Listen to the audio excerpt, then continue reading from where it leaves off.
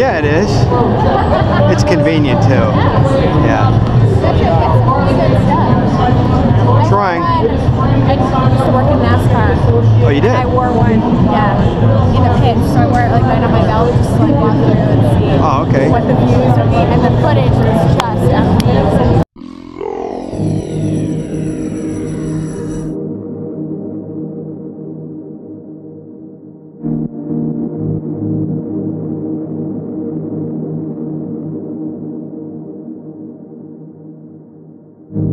Alright, so let's cover the weak points of the bike first. Weak points.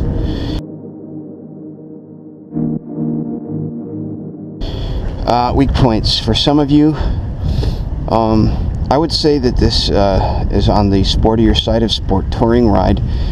It is a sport bike, naked sport bike. This is basically the base level street triple. And for me, this is enough bike. More than enough. One of the nice things, well, I guess on the upside of that then is some of you may not like, because, well, let me just say, because it's a sport bike or geared towards a sport bike, it's going to have a firmer ride than maybe something like some of your other bikes, like the ER6N Kawasaki, or the you know, those are more of a sport touring bike and give you more of a plush ride. Now that's not to say that this bike doesn't have a plush ride for what it is, but I would say it's more on the plush side of sport, or more on the sport side of touring, whichever way you want to look at it. You can't adjust the front forks, which is somewhat of a downside for me, but it doesn't bother me so much because I would say that the front end has been extremely compliant. The bike is pretty much set up the way you'd want it out of the box. If you're somewhat of an aggressive rider, this bike is gonna be fine. You're gonna love this bike. And actually, I would say that if you're intermediate rider, it is something you can grow into and actually upgrade later on down the line, and then really put the stuff that you want on it. Yeah, okay, am I gonna spend a lot more money than I probably would have if I had gotten the R? Probably, yeah. But then again, I'm going to get the stuff that I want. I'm going to replace the cores of the forks so that they can be adjustable. I'm definitely going to get, would like to get an Öhlins, full Öhlins rear suspension setup for this. The jury is still out for me on the exhaust, although I'm tending to gravitate towards the Aero, not the boxy looking Aero. I think it looks horrific. I think there are few exhausts that complement the bike as well as the stock exhaust, although, you know, it's not terribly loud. But I was thinking about a full titanium Aero racing exhaust, which has sort of the rounded tip at the back. What other downsides, let's see, to the bike? Okay. The stock tires that it comes with, which are excellent tires, in optimum conditions, the Pirelli Diablo Corsas, which are sticky all the way around. In other words, there's no hard compound in the center of the tire. So if you're going to be doing any kind of distance riding, and I do distance riding, and I'm already beginning to see a sort of a flat spot evolve on my rear tire anyway. I mean, it's not bad. They say 6,000, maybe 6,000 miles on these tires. And I'm riding the bike hard, so I've got over 3,000 on them thus far. And I'm thinking if I could get away with probably another 6 months if I go easy on these tires. But I'm going to probably get the Michelin Pilot Road 3s, which gives you a really nice compound in the center of the tire and the gooey sticky stuff on the edges for cornering, which is what you'd want. Because most of the time, if you're going to be riding a road bike, you're going to be upright, which means that the majority of the wear of the tire is going to be in the middle and not on the sides. A different story on a track. And then again, this is not riding this on a track. Let's see, other downsides. Not really too keen. I mean, the jury is kind of out for me on the mirrors. The mirrors are okay. I don't object to them. They fit the bike. I would say they fit the bike. I would actually probably prefer to have the, I'm not really, the Triumph mirrors look nice, but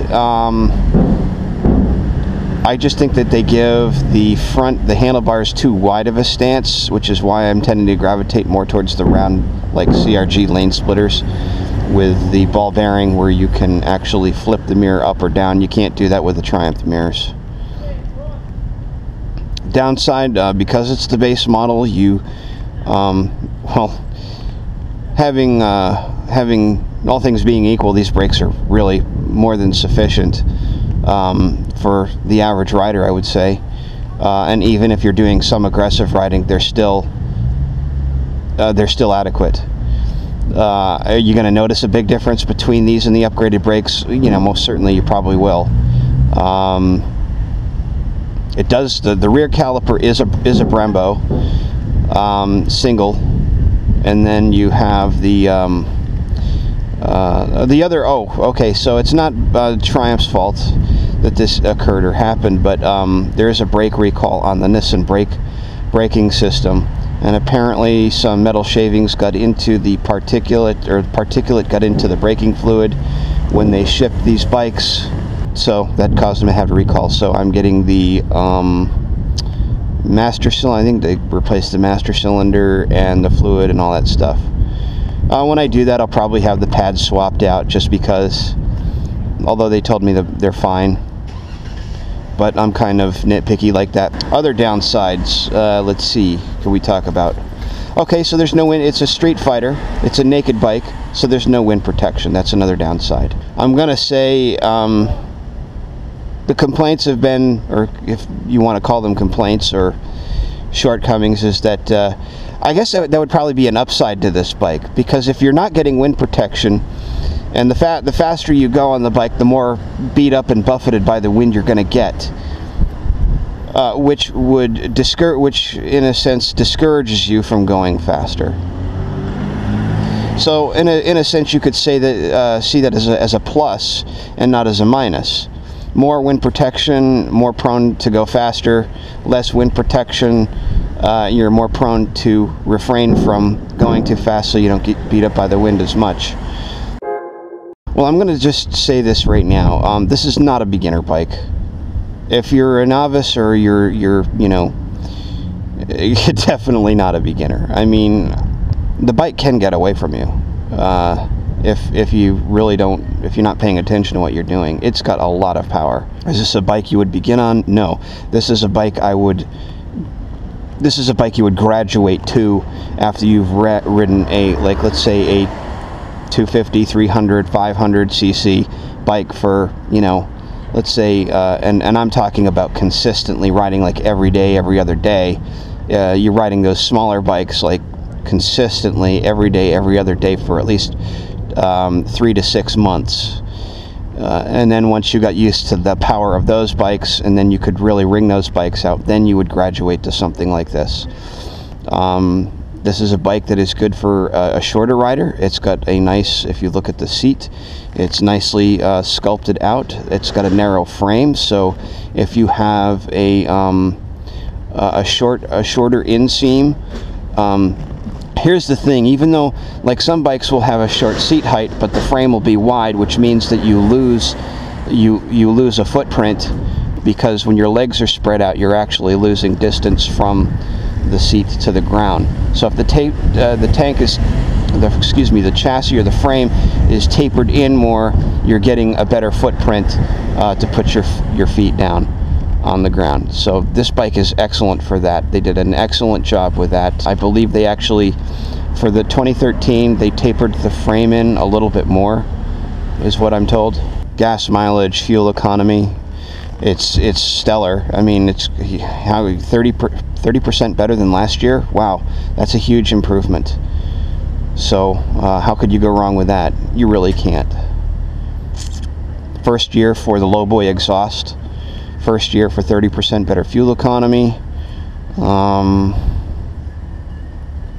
Yeah.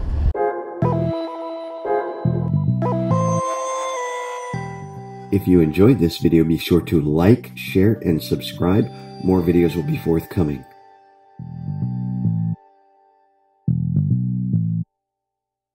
Stickers are now available. Wouldn't it be nice to have me on your shiny